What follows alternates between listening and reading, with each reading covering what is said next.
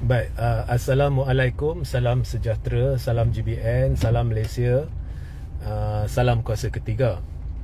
Jadi jika audio jelas boleh tolong maklumkan dan minta tolong share ramai-ramai ya.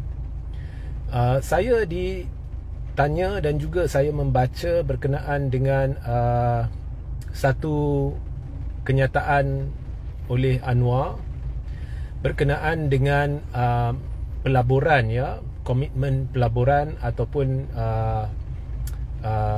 kesungguhan pelaburan di Malaysia sebanyak 10 bilion yang dikatakan menjadi ya, melibatkan pembuat kereta otomotif Geely di Malaysia. Jadi saya ditanya memberi pendapat. Okey. Dan saya juga ditanya berkenaan dengan kenyataan Anwar yang mengatakan Malaysia sedang berusaha supaya 28% daripada urusan perniagaan dengan negara lain dilakukan dalam ringgit Malaysia. Malah sudah ada persetujuan dengan China, tak silap saya, Indonesia dan sebagainya. Okey, pertama sekali ya, jika benar Malaysia sedang menghala kepada ekonomi di mana sebahagian daripada urus niaga perdagangan antarabangsa dilakukan dalam ringgit Malaysia, dan jika ianya sudah dapat persetujuan daripada negara asing seperti China, Indonesia, ini sebenarnya satu langkah yang betul. Okey, anda perlu tahu ya, pendapat saya ini langkah yang betul.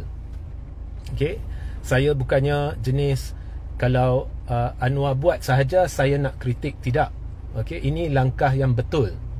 Sebabnya trend dunia sekarang adalah ke arah menjauhi daripada ringgit, US dollar yang makin lama akan makin terancam dan tidak stabil.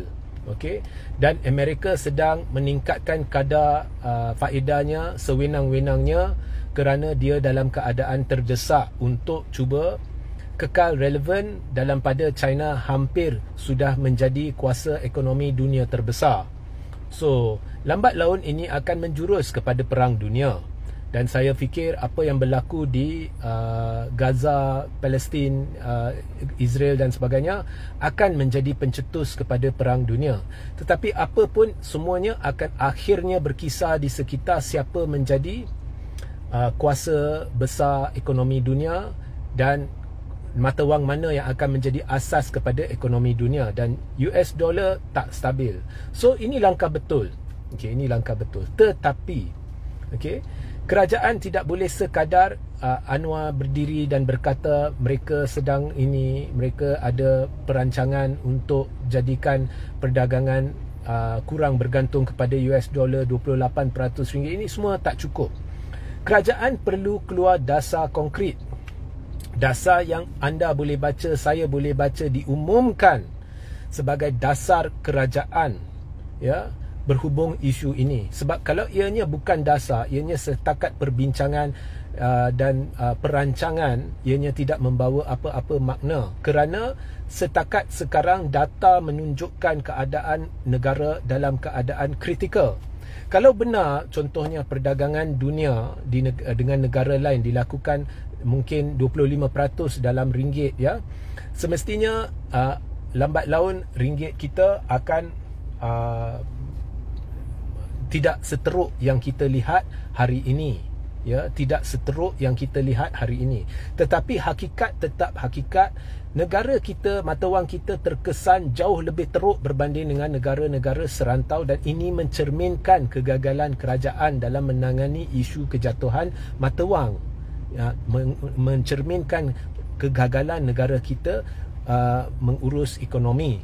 So ini hakikat ya. So jika benar negara sedang menghala ke arah yang betul, iaitu menggunakan ringgit 25% atau 28%, mana dasar dia? Sila nyatakan dasar kerajaan berhubung perkara ini secara hitam putih. Malah boleh bentang di parlimen. Sekarang parlimen sedang bersidang. Okey, bukan sekadar memaklumkan tetapi sebagai satu dasar ya. Okey, itu pertama. Kedua, pelaburan ya. Seperti juga isu ringgit ni, data tidak menipu. saya alu-alukan kenyataan Perdana Menteri yang mengatakan komitmen 10 bilion daripada Geely ini sebenarnya akan direalisasikan, tetapi itu hanya kata-kata. Hakikatnya apa yang akan berlaku hanyalah Geely akan melawat di sini dan akan ada perbincangan. Belum ada kelulusan. Apa yang kita mahu bukannya komitmen tetapi kelulusan. Kerajaan ini hampir setahun. Ya, November ini Anwar sudah menjadi Perdana Menteri setahun. Dalam setahun ini pelaburan hampir tiada dalam bentuk pelaburan asing yang diluluskan. Ya. Pada 2022 MIDA telah mengumumkan pada hujung 2022, sepanjang 2022 pelaburan yang diluluskan ke Malaysia berjumlah 264 bilion. Diluluskan, bukannya komitmen. Ya, jadi dalam satu tahun itu di bawah pentadbiran Muhyiddin dan kemudiannya di bawah pentadbiran Ismail Sabri, yang diluluskan adalah 264 bilion. Itulah pelaburan sebenarnya. Di bawah pentadbiran Anwar ini sudah setahun, ya, hampir setahun, kita diberitahu komitmen pelaburan adalah 200 bilion, tapi maknanya itu bukan pelaburan yang sebenar. Itu hanya komitmen. Jadi belum lagi kita lihat secara berdata pelaburan yang cukup signifikan untuk membantu ekonomi negara, tetapi dari sudut bursa data menunjukkan pengaliran keluar berbilion ringgit dalam bentuk aset kerana pelabur lari. Ya. So itu hakikatnya. So apakah dasar pemulihan kerajaan berhubung perkara ini? Tidak ada. Di manakah jawatan kuasa pemulihan ekonomi?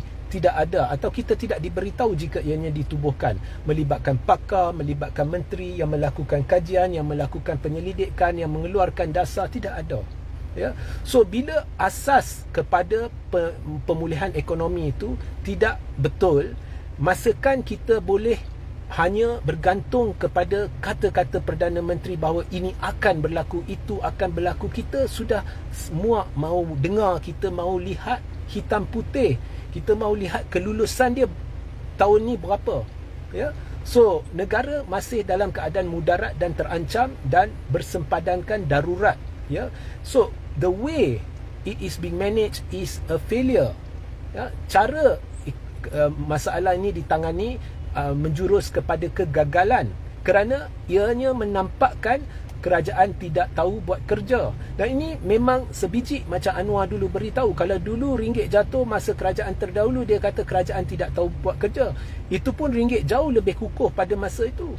Jadi kalau ikut logik Anwar, nampaknya kerajaan ini lebih tidak tahu buat kerja. Dan memang kalau kita lihat kegagalan-kegagalannya, dia tidak tahu buat kerja.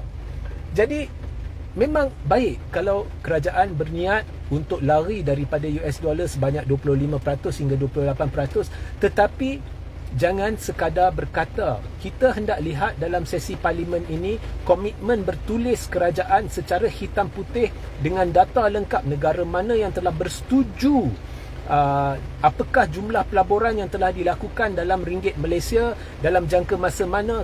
We want the facts, ya, supaya kita boleh tahu bahawa kerajaan sememangnya telah memulakan dasar ini, bukannya sekadar berkata-kata. So itu adalah komen saya berkenaan dengan kenyataan Perdana Menteri berhubung pelaburan. So ianya bagus sebenarnya yang dia beritahu berkenaan dengan ringgit, tetapi kita tidak boleh hanya bergantung kepada kata-kata, kerana kata-kata selama ini tidak ya, dengan data, dengan hakikat totally berbeza. Negara kita paling terkesan, jangan kata global ada masalah sebab itu kita terkesan, kita jauh lebih terkesan berbanding dengan negara-negara serantau. So ada sesuatu tak kena dan ianya berkemungkinan amat tinggi kurang keyakinan pelabur. Dan saya dah beritahu mengapa pelabur tidak yakin. Saya tidak akan yakin dengan satu-satu kerajaan yang di mana di bawah kerajaan itu orang yang pihak dalam kerajaan sendiri kata terpalit jenayah LCS, kemudian orang itu sendiri naikkan kononnya penjenayah itu sebagai TPM.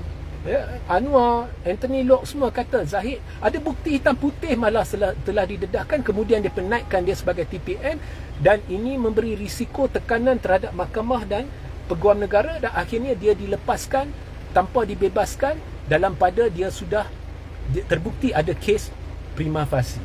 Jadi pelabur mana yang yakin untuk melabur di negara yang dipimpin oleh kerajaan sebegini? So data menunjukkan pelabur tidak yakin dengan negara ini. So kita tak mau dengar lagi komitmen kerajaan, komitmen pelabur tu. Kita nak lihat berapa banyak pelaburan yang telah diluluskan tahun ini di bawah pentadbiran Anwar Ibrahim.